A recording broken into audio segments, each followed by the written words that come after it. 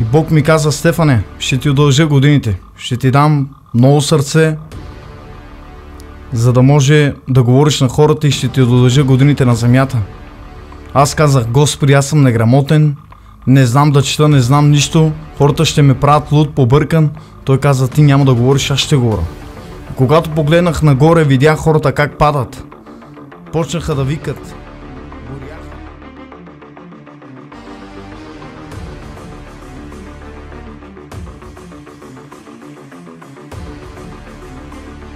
Бях на 14 години, когато съм повярвал в Господа, но един момент аз отклоних от Господа и почнах да се занимавам с наркотици, с алкохол и други подобни неща. Не уважавах майка си, родителите си, жена си. Мислих само да се дрогирам, да шмъркам и да употребявам всякакви наркотици в този свят. Мислих ли, че в този свят е всичко хубаво? Но искам да ви насърча, хора, че ние сме гоне на вятъра, ние сме лъх и пара, която се явява и чезва. Защото човек, роден от жена, е пълен със смущение, дните му са преброяни като сянка. Но аз не разбирах тези неща.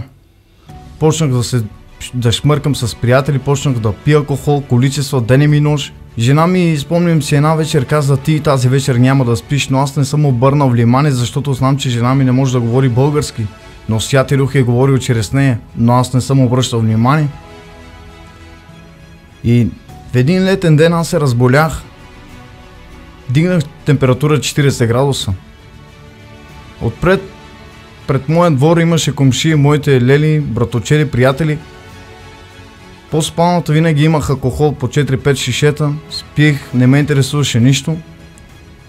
Станах да си запаля една цигара, аз нямах сила да щракна запалката.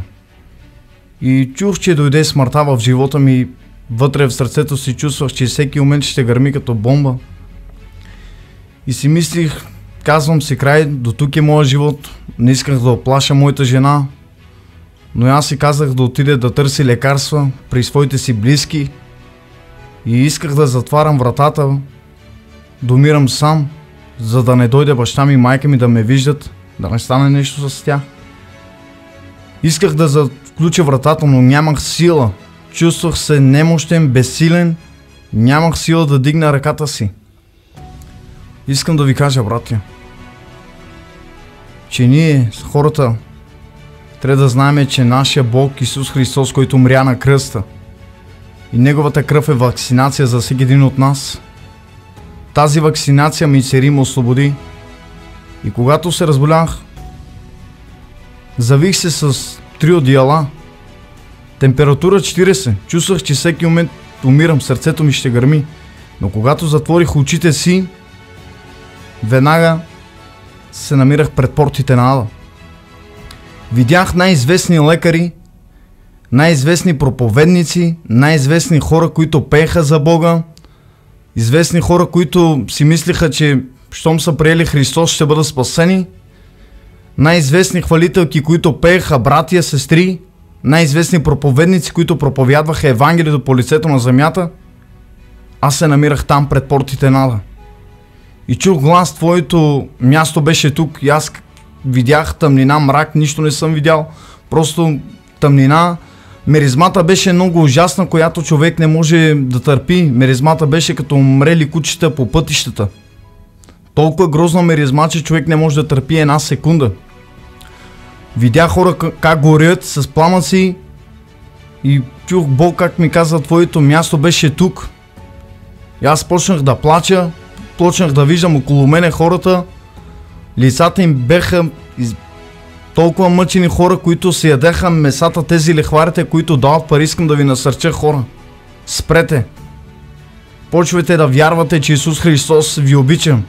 Защото видях тези хора, които дават пари с лихви.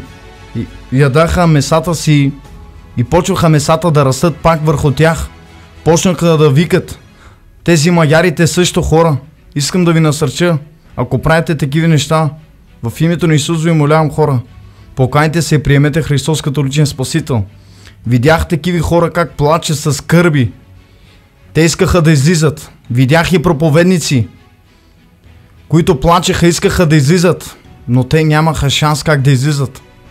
Затова искам да ви кажа, хора, Приемете Христос като личен спасител в живота си, защото Бог ви обича.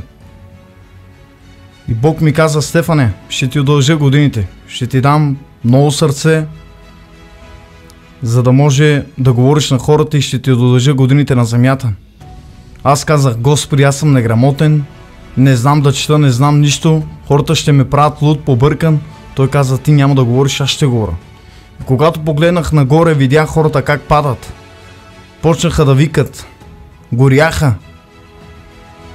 И видях ключ от пещи ангели, една голяма светлина, която ме занесе горе в царството на Господа. Аз не исках да се върна в този свят. Исках там да седа. Но той каза: ти трябва да се върнеш, за да можеш да говориш това, което ти си видял, за да може да кажеш на хората. Моля ви, брати, ако виждате това свидетелство, споделете го, за да достигне до много хора за покаяние и спасение. Защото аз обещах, защото ще го разказвам по лицето на земята. Затова аз, когато се върнах, когато Бог каза: ще те върна, аз не исках, понеже там ми беше много добре горе. Защото има ад, има и рай. Затова искам да ви кажа, че живота ми беше пълен ад. Бог ми каза: Стефане, ще те върна. Когато ме върна, аз съм скачал, не знаех какво значи амин, алелуя, пълен неграмотник бях. Когато той ме върна, такива молитви съм направил през живота си, когато аз никога не съм се молил, не знаех какво значи амин, не знаех какво значи алелуя. Когато той ме върна, почнах да се моля, скочих като една котка от леглото. Почнах да се моля, не знам какво стана с мен, но знам, че Святи Дух слезна върху мен.